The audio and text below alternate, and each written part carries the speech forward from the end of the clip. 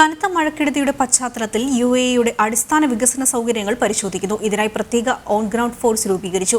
ഭാവിയിൽ പാരിസ്ഥിതിക പ്രത്യാഘാതങ്ങൾ ഒഴിവാക്കുകയാണ് ഇതിലൂടെ ലക്ഷ്യമിടുന്നത്.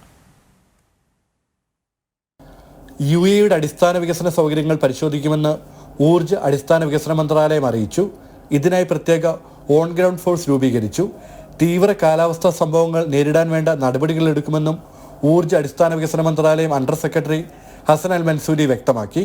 മഴക്കെടുതി മൂലമുള്ള നാശനഷ്ടങ്ങൾ വിലയിരുത്തി ഭാവിയിൽ ഇത്തരം പാരിസ്ഥിതിക പ്രത്യാഘാതങ്ങൾ ഒഴിവാക്കിയാണ് ഓൺ ഗ്രൗണ്ട് ഫോഴ്സ് രൂപീകരിച്ചതിന്റെ ലക്ഷ്യം. അണക്കെട്ടുകളും ജലപാതകളും വികസിപ്പിക്കേണ്ടതിന്റെ ആവശ്യകതയെക്കുറിച്ച് സമ്പൂർണ്ണ പഠനം തയ്യാറാക്കും. ഫെഡറൽ റോഡുകൾക്കുണ്ടായ കേടുപാടുകൾ പരിഹരിക്കുന്നതിന് സംയോജിത പ്രവർത്തന പദ്ധതി തയ്യാറാക്കി റോഡുകളിലെ ഡ്രൈനേജ് ശൃംഖലയുടെ തുടർച്ച ഉറപ്പാക്കാൻ നടപടികൾ കൈക്കൊള്ളുമെന്നും അദ്ദേഹം അറിയിച്ചു. ജനം, ദുബായ്.